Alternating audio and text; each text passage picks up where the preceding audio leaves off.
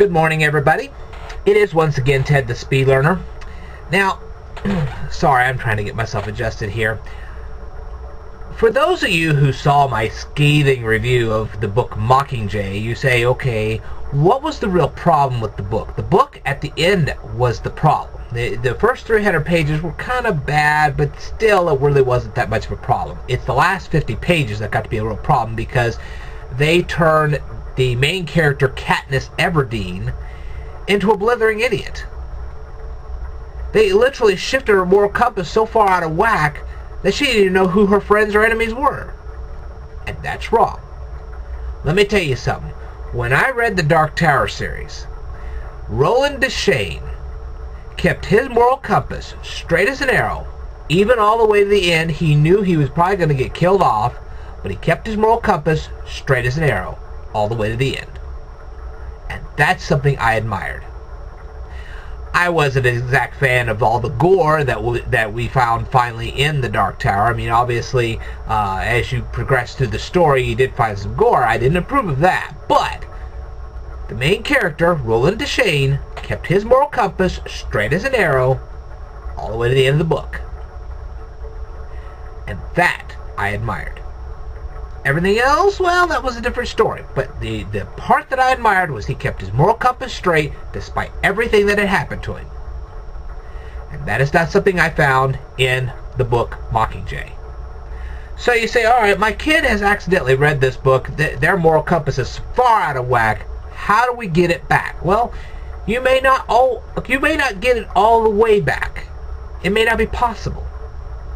But there is a book, and it comes from a very good author, Max Lucado, and it's called A Love Worth Giving, and I'm going to cover some of this. Now, do I agree with every single syllable and every single sentence that this guy said? No, I don't. But I agree with much of it. I would say a good 75% of what's in this book is stuff you really need to know. You can, for the most part, reset your moral compass by reading this. Not everything, but you can start resetting it. Now, he starts his book by talking about the incident where Jesus was invited to this house, and the guy who invited him was not too hyper-friendly. But there was this other lady that was in the house that greeted him a lot better than the actual host. And I have to agree with most of that. Let me tell you something. Most of the people that will wrong you in your life are doing it out of ignorance. I'm not kidding you. Most of the people that wrong you in your life are doing it out of ignorance because they don't really realize the repercussions of what they're doing. I can safely tell you that there has been about maybe 4 or 5 people in my whole life, and I have been around hundreds of people. There's about 4 or 5 people that actually wronged me that knew dang and well what the consequences were going to be, and they still wronged me anyway. Most of the others, actually I could say anybody that were not in that 4 or 5 group, wronged me in total ignorance. And that's forgivable. I believe that. Let me tell you something. You don't have to forgive everybody. Alright? It's better that you do, but you don't have to. But I can tell you this. If you will forgive everybody in your life except those little 2 or 3 people that you know dang and well deliberately wronged you and hurt you to tear you apart, because most people don't do that. Most people don't do that because they know that that's wrong. But these 2 or 3 people in your life, they were super malicious. They wanted to rip you apart. Okay, so you put them off to the side. If you will take everybody else that wronged you, oh, they broke your toy, it was really kind of a mistake, they were acting out of ignorance, they really didn't mean to, type thing. You get a little irritated, you get a little upset, but that's okay. You forgive them. If you will forgive all those other people and get rid of 75% of all your grudges, you will live a better life, and your friends will have a better life, and you will have a bit better relationship with your friends. I'm not kidding you. If you just get rid... The reason I say this is because if you can't let go of the 2 or 3 that have really wronged you so bad, by getting rid of all the wrongs of the other people, then you can bring some peace into your life, and eventually you may be able to forgive the 2 or 3. I would just take the first step and say, okay, if these people wrong me because of ignorance, I'm going to let it go. No big deal. I'll let all that go. I'm not going to hold any grudges against those people because they didn't really know what they were doing. Okay, I'm just going to worry about these 2 or 3 little people that really did know what they were doing, and then the rest of them, I'm going to just let go.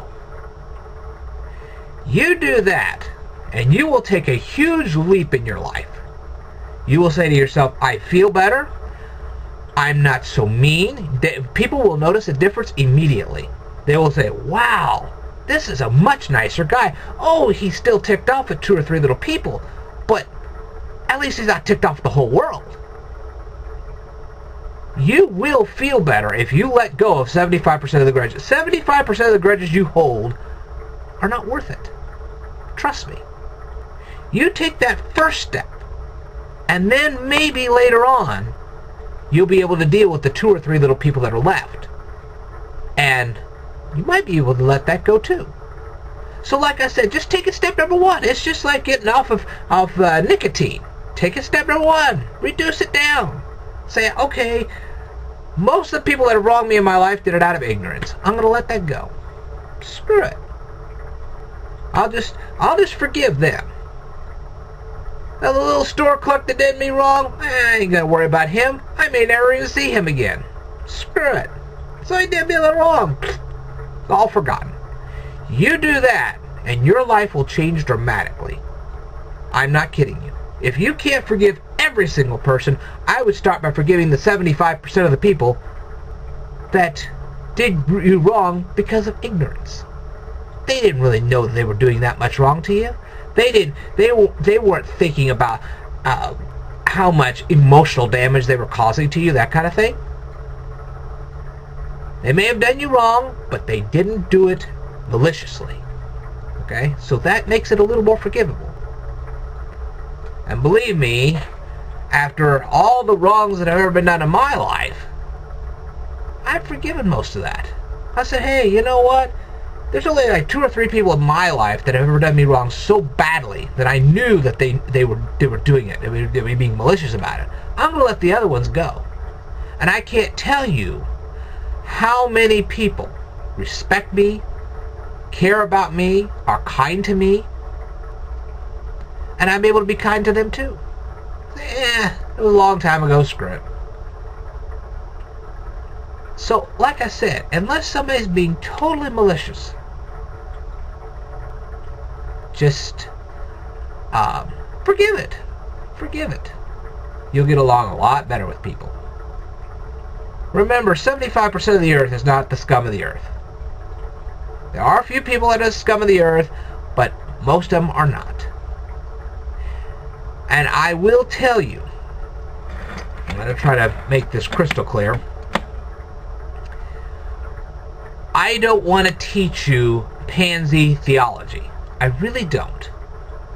Because hippie theology is false theology. Alright? It's just like what the Roman soldiers did to Jesus. Jesus was on that cross, the Roman soldiers put him on there, but they did it not realizing that 1, he was the Son of God, 2, there was a master plan, 3, there was so many things they did not realize when they put him on that cross. If they had realized all that, most likely they wouldn't have done it. That's why Jesus forgave them. He said, they're doing it out of ignorance. They don't know what they're really doing. He said, God, forgive them. They really don't know what they're doing. They have no clue. They have no concept. Eventually they will, and some of them will actually turn their lives around because of it. So if Jesus can forgive those Roman guards, so can you. That's the perfect example of forgiving people who wronged you out of ignorance. So they took your car and they wrecked it. They didn't really mean to.